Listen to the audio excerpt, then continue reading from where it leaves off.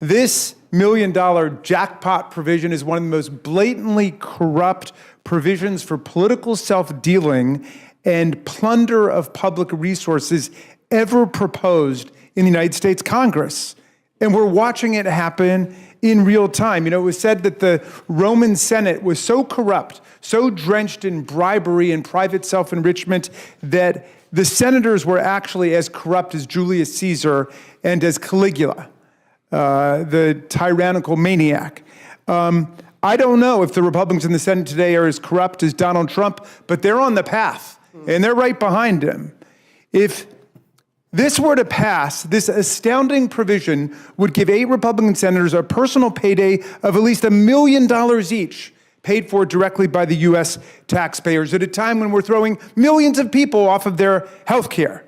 I want to associate myself with the eloquent remarks of Mr. Vindman, but I want to make one dissenting remark. Section 213 is actually about $1 million, not $500,000, and I'll tell you why. It's retroactive to 2022, which is extraordinary. It's an ex post facto civil law. It allows, quote, any United States senator, not any U.S. citizen, mind you, not even any lowly member of Congress, mind you, but any senator to receive $500,000 from the taxpayers if the Department of Justice subpoenas their phone bill without giving them notice, that's $500,000, and then an extra $500,000 if the Department of Justice seeks a lawful non-disclosure order from a federal judge. That's a cool $1 million they're handing to each of these senators. Case closed. It's over. They want this pirate's treasure simply for having their call records turned over by the phone company in response to a lawful grand jury subpoena. That happens tens of thousands, if not hundreds of thousands of times a year. So are our MAGA colleagues dealing themselves $1 million payout, suddenly civil libertarians saying they want to change the law so grand jury subpoenas can't go out for any Americans unless they're notified first? No. It's not for all Americans. It's not even for the second-class citizens over in the House of Representatives, those present and those absent in the other room. It's not for any of us. It's for 100 Americans. They get special privileges under this criminal justice right. It's a right for those 100 people to say, if a grand jury subpoenas us in a lawful investigation, and if a judge orders non-disclosure, they get $1 million. Wow, that's incredible.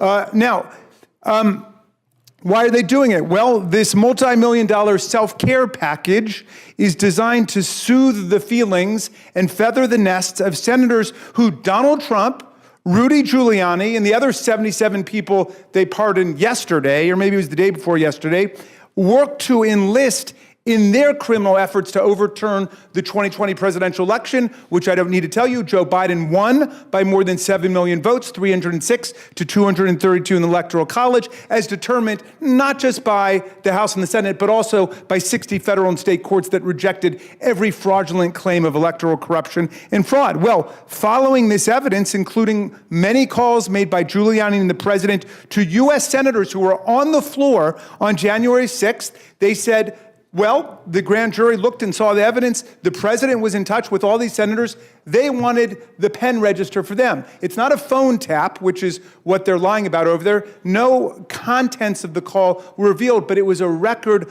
of the calls. It's like your phone bill. And the grand juries do this all the time.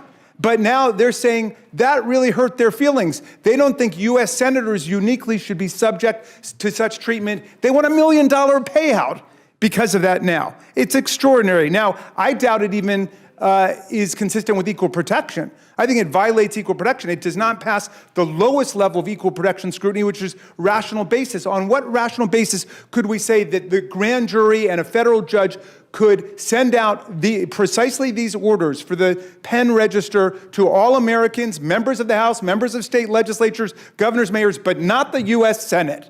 Come on. I mean, is this the Hunger Games? Is this the Roman Senate? I can't believe it. We are the people's house, Madam Chair. I know you agree with me about that. We're the people's house. So they want to treat us like the House of Commons, and they're the House of Lords. And they're going to deal themselves all kinds of special entitlements and privileges. Well, let's be the Rules Committee.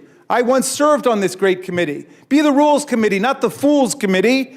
Don't roll over and play dead when the Senate decides that they want to deal themselves with this stuff. That provision is an insult to the House, it's an insult to the taxpayers, and it's an insult to the U.S. Constitution and the people of the United States.